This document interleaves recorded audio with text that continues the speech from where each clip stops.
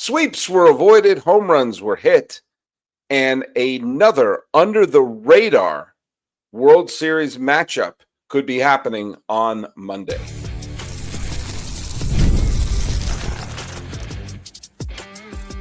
You are Locked On MLB, your daily MLB podcast. Part of the Locked On Podcast Network, your team every day. Hello, baseball fans, and welcome to Locked On MLB, part of the Locked On Podcast Network, where it's your team every day. This is the daily podcast. We talk about all of Major League Baseball. I am your host, Paul Francis Sullivan. Please call me Sully. Follow us at Locked On MLB Pods on Twitter or whatever they're calling it these days, and on Instagram. I am your pal Sully. I'm on Sully Baseball Podcast on Instagram. And the best way to get a hold of me is right here on the YouTube page, because I do answer the questions there. And the best way to get a hold of me is just put on that hashtag EverydaySully, and I will find your comments. I'm going to be reading some more comments at the end of today's show. Did I read the sponsor yet? I can't remember. Well, if I did already, I'll read it again. Today's episode is brought to you by FanDuel. Football season is right around the corner. Visit the FanDuel app today and start planning your futures bet now. I don't think I read it. Sometimes I forget. Well, the sponsors would be really happy if I read it twice as opposed to none. So there you go. A very interesting and intriguing weekend of baseball just wrapped up. And we're going to talk a little bit about it. It looks like the Dodgers and the Yankees avoided what would have been really humiliating sweeps. They wound up losing their respective series, but both of them saved face a little bit today. The Yankees did wind up dropping 3 out of 4 to Boston, but the home run bats came back today, and Nestor Cortes was terrific. Got to give credit where credit is due.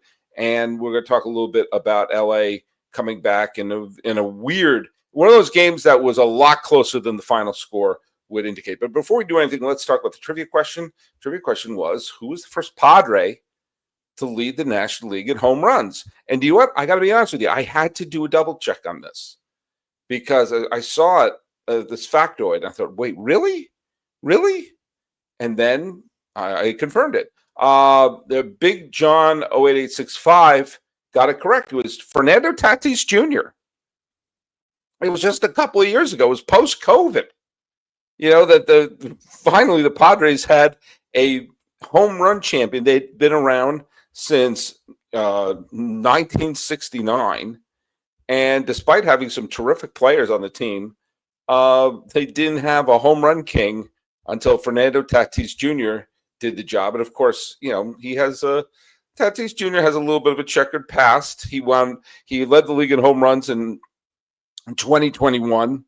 And then the very next year was pegged for PED suspension and didn't play in 2022. So, you can take that for what it is. It's funny, the player I had to look up because I thought maybe they had led the league in home runs was Ken Caminiti, who was the National League Most Valuable Player in 1996, the late Ken Caminiti. And he was the first baseball superstar who admitted took PEDs. So, but he did not lead the league in home runs when he hit his 40 home runs that year. Andres Galarraga, who played in zero gravity for the Colorado Rockies, did indeed lead the league that year. So there you go. There you go. So the answer is Fernando Tatis Jr. Let's go over quickly who owned baseball for August 24th, 2025. I rang the alarm bell when the Phillies lost Zach Wheeler for the rest of the season. But do you know what? Give the Phillies a little bit of credit. Their first two pitchers right out of the gate after that announcement did the job really well. Aaron Nola did well on Saturday, and on Sunday, Ranger Suarez struck out 11 Washington Nationals in 7 innings, a scoreless ball. Phillies won 3-2. Now, the Nats are not the hardest team in the world, but do you know what? You got to win. It's kind of like the Yankees situation. Yeah, people, including me, took them to task for, not showing up when they're playing a good opponent, but they have to win the bad game, against the bad teams. And the Yankees, to their credit, did that. The Phillies are doing that now. And Ranger Suarez struck out 11 Nats, and there you go. Merrill Kelly pitched well. He pitched 7 innings, a 4-hit ball, and Rangers blanked Cleveland 5-0. Freddie Freeman got on base 3 times, including a pair of home runs, and the Dodgers salvaged the final game of the series and went back to a tie with the Padres 8-2. And keep in mind, a tie means more to Los Angeles than it does to San Diego. LA has the tiebreaker with San Diego, so they basically just have to match the Padres. They have to finish tied, and they currently have the same record. The Padres have to finish 1 game ahead, but LA can finish tied because they have the tiebreaker. Cal Raleigh, and we're going to talk a little bit about him later. He hit 2 home runs. He added another hit. He drove in 4, and Seattle clobbered Sacramento 11-4 and gained a little bit of ground on Houston. They're going to really kick themselves for dropping that extra inning game the other night. But you know what? Dust yourself off, hit a couple of home runs, and there you go. As they're closing in on the Astros, who lost their game to Baltimore. The game, and Spencer ENERGYTee for Houston, he earned a half wob because he pitched well. He pitched in 6 innings, allowed 2 runs, but he took the hard luck 3-2 loss as the Astros lost to Baltimore. Caleb Durbin went 2 for 4 with a home run, but Milwaukee lost 4-3 to the San Francisco Giants. Brewers are still going to win that division. Zach Gallen allowed 1 run in 6 innings, striking out 7 Reds, but the Diamondbacks lost 6-1, and the Reds were able to pick up a game on the Mets, who dropped their game to Atlanta. And Taylor Ward drove in 2 runs and 2 hits, including a home run, but the Angels were beaten by the Cubs. Now, and so when you take a look at some of the big games that were played there, you know, LA winning that game was big. The Yankees winning that game, at least they were able to save it. I mean, if you had dropped 4 games to Boston, that would have been Panicville. Losing 3 at home to Boston stunk for them, and let's not kid ourselves. But the fact of the matter is, you're always, if you're gonna only win 1 game in a series, have it be the last game. So at least you have a decent mindset going into the games for the next few days. The Nationals are coming into town to the Bronx. Schlittler, whose name I have to be very careful when I pronounce because I don't want an explicit rating here, is going up against Lord. I think it's Jack Lord, the star of Hawaii Five-0. And that should be a win for the Yankees. But here's the thing, and we've seen this with some of these other teams. Teams may not like having people say, and I've said this before, may not like having people say, oh, that's an easy win. Oh, that's an easy win. That's an easy win. You know, sometimes these teams may want to dust themselves off and say, hey, not on my watch. And case in point, the Red Sox are going to be playing Baltimore, and Sugano is going to be pitching for Baltimore. And Baltimore's been playing some teams with some aggression. They played the Astros with aggression. They played Boston with aggression last week, and they were supposed to be a big contender. And they may say, hey, you know, we may not contend this year, but I'm telling you, you're not going to try to beat us up. A really intriguing matchup is going to be between the Phillies and the Mets. I think the ship has sailed for the Mets to win the division. I mean, right now they are, what are they? They're 7 games behind Philadelphia. I mean, unless the Phillies go on an absolute nosedive like, I don't know, the Mets did in 2007, I don't see this happening. And Sanchez is pitching for Philadelphia. Senga is pitching for the Mets. It's got to be an interesting bunch of games, especially one other pitching matchup interesting is Skubal, who is aiming for his 2nd straight Cy Young Award, basically looked over and saw that Crochet said, hold my beer in his performance against the Yankees. Skubal is pitching in Sacramento. Another interesting game is going to be the Reds and the Dodgers, because the Reds want to climb back into that wild card race, and the Dodgers right now don't want to climb into a wild card race. They want to win a division. But there is one series coming up that I find very intriguing, not just because there are 2 teams who have images of a division title dancing in their head, but also because the history of these 2 teams means that if they met in the World Series, much like when I talked about the Brewers and the Mariners, would have made a really interesting World Series matchup.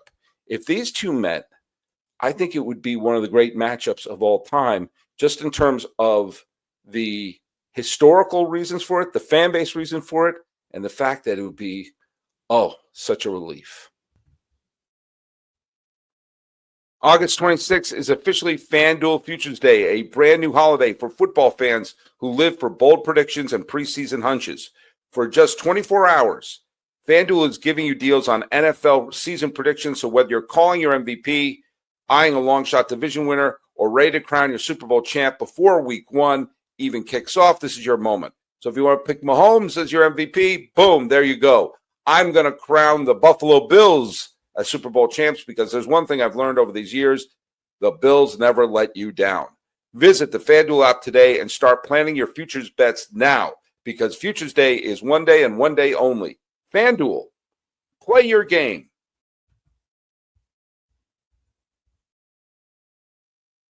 Hey, we here at Locked On, we have an important request. Locked On wants to hear from you. We put together a survey to learn more about our listeners and make your favorite podcasts even better. This is your chance to tell us what you like, what you don't like, answer questions about our advertising. Go to lockedonpodcast.com/survey to get started. Everyone who completes the survey will be entered in a chance to win one of 10 $100 Amazon gift cards. Again, that's lockedonpodcast.com/survey. You can also find the link in the show notes. And thank you so much for helping things out. And please have that be stuff you like and everything. And I see the ones who don't like me, but you know what? That's I like you. The matchup between, remember a couple of weeks ago I talked about how Milwaukee versus Seattle would be incredibly intriguing, and I stand by that. That'd be a great matchup, absolutely great matchup. And the Mariners have never won the pennant, and the Brewers have never won a World Series. But the city of Milwaukee has had a World Series title with the Braves. And as many people pointed out to me as I scratched my nose, that the Brewers started in Seattle as the Seattle Pilots and after one season, Bud Selig bought them and probably illegally moved them to Milwaukee. That led to a series of weird events that almost led to the existence of the Seattle White Sox. You can look it up, and ultimately caused an expansion for the 1977 season, which gives us the Mariners. But I'll tell you, there's another matchup that also involves Seattle, coincidentally enough, and it is the Padres and the Mariners start a series on Monday night. The pitching matchup, Miller versus Sears, it's not exactly Greg Maddux versus Randy Johnson. Okay, fine. But these are two teams who right now are technically both wildcard teams. But, I know that the Padres are tied for first with Los Angeles, but like I said, that means that LA would win the division because of the tiebreaker situation. So, the Padres have to play one game better than LA over this final little bit more than a month of the season.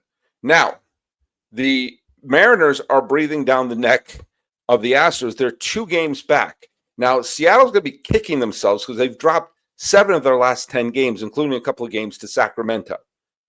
Once again, you can't always look at teams and say, well, they stink, so we're obviously going to beat them.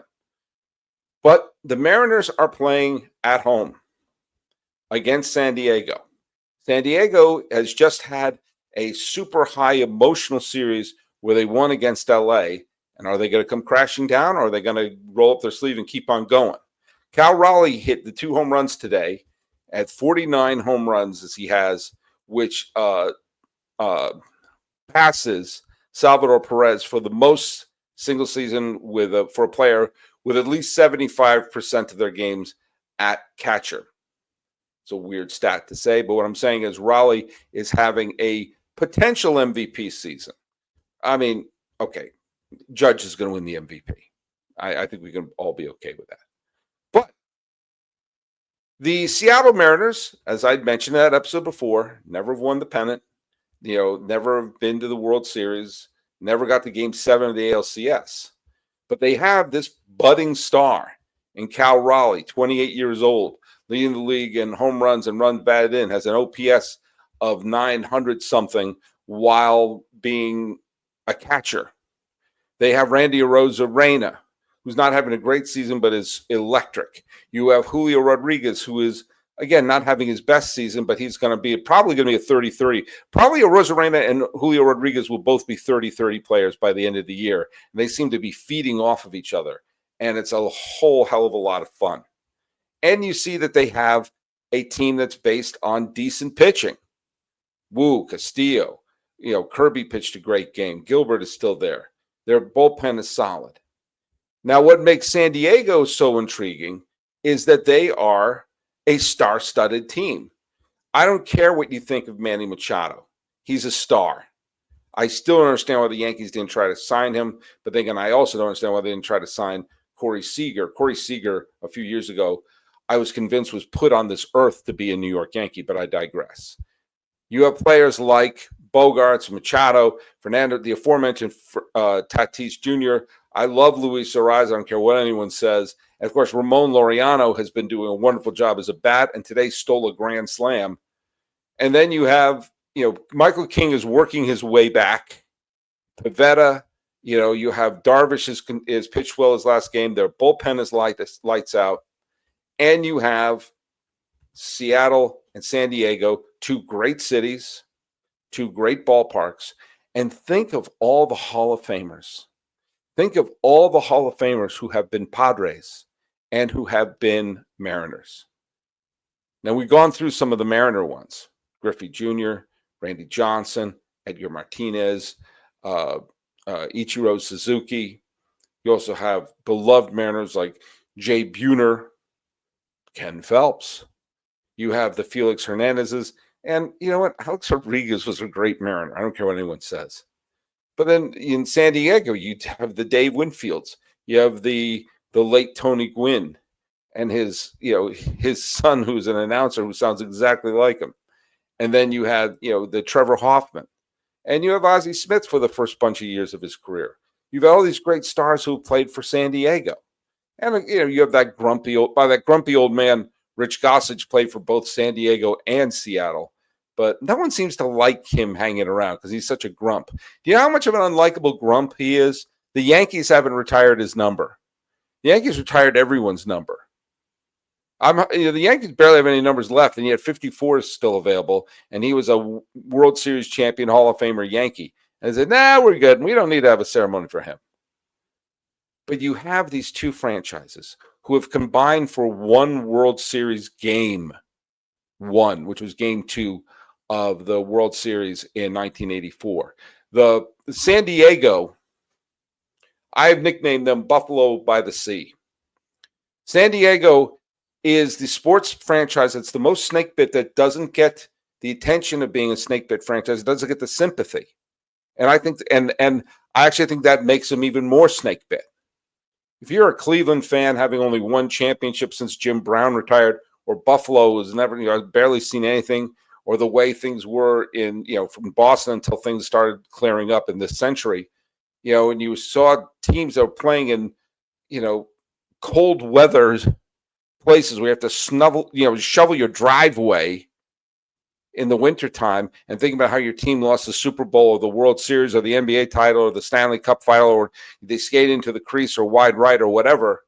That's part of the feeling of, oh God, we lost. And San Diego doesn't have that, even though they have lost frustrating games for the Chargers, that the Padres have had incredibly terrible luck in the World Series. The 2 pennants they won, both times they faced the best American League team of that decade, the 1984 Tigers, the 1998 Yankees. They've had great players and fallen apart at the last minute.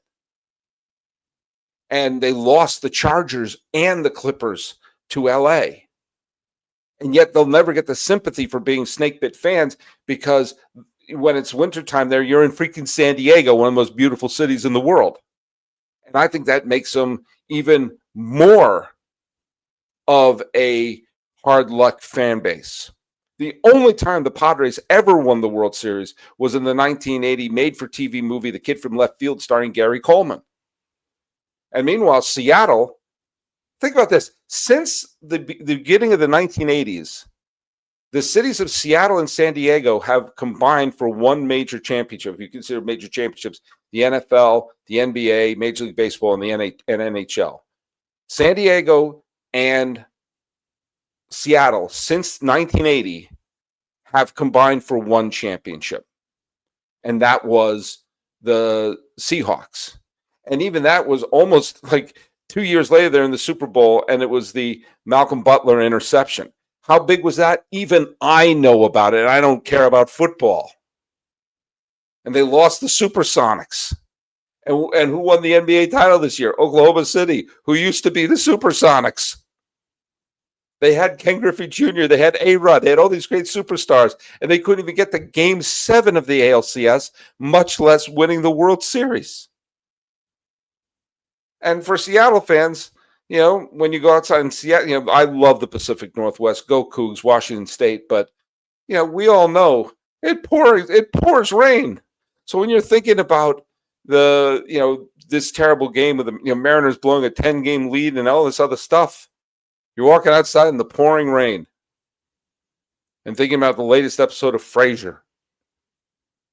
So, hey, it would be a great matchup. One of those fan bases would be absolutely thrilled. And it would be a generational moment. People have said that I root against this team or that team. I admit I'm not a Yankee fan. And I grew up a big Red Sox fan, so I always pull for them. But what I'm really pulling for is one of two things. Complete and total anarchy. And, going down the last week of the season, and there are 10 teams trying to squeeze into 2 spots and all this other stuff. I want that. And for the World Series, I want one of 2 things. A great 7-game series like we had in 1991, like we had in 2001, like we had when the Rangers and the Cardinals played, like we had when the Cubs and Cleveland played, like we had when Houston and Los Angeles played, even though we found out that it was verbatim. That's what happened. I want to have that. Or if I can't have that, I want a generational moment. Something that we said, wow, that team won the World Series. Never thought I'd see that. Kind of like when Washington won. Kind of like when Texas won. So when you see matchups like Seattle, Milwaukee, Seattle, San Diego, that's the sort of thing that I want. And whether it's good for TV ratings or anything like that, I don't care. I want good baseball. I'm not selling ads for Tide. I just want to see a great moment. And those 2 stadiums to have their signature postseason moment, way too good.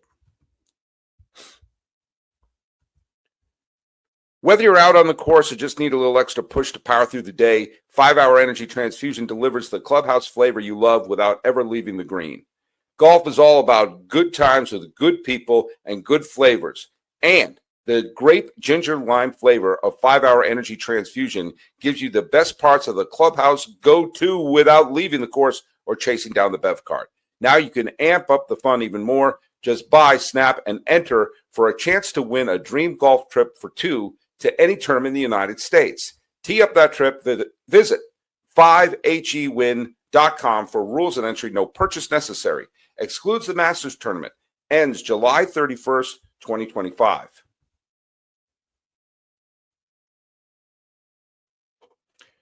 Hey, thanks so much for making Locked On MLB your first listen. For your second listen, have it be the all-new Locked On MLB game night, every game, every night until a World Series champion is crowned. Get local analysis on a national scale. Find MLB Game Night on Locked On MLB on YouTube, wherever you listen to podcasts. Okay, so let's just answer a couple of I'm not going to be able to get all of these, but some people posted some things here. Scather First reminded me that Bieber pitched 6 innings and gave up 1 run and 0 walks, 9 strikeouts and 0 walks in his first game with Toronto. Yeah, that may be another one of those under-the-radar pickups. If Bieber is even good, suddenly Toronto has yet another weapon. Toronto they've been, on top of the world. People are talking about Red Sox, Yankees, Red Sox and everything. And yes, I'm one of the people who've been talking about them, but the Blue Jays are just in control of that division. even though, today they came up short against the Marlins 5-3. They're still in the driver's seat. They're absolutely in the driver's seat. We talked about how teams like Milwaukee and some of the other small market teams are doing well, and the bigger market teams are doing great.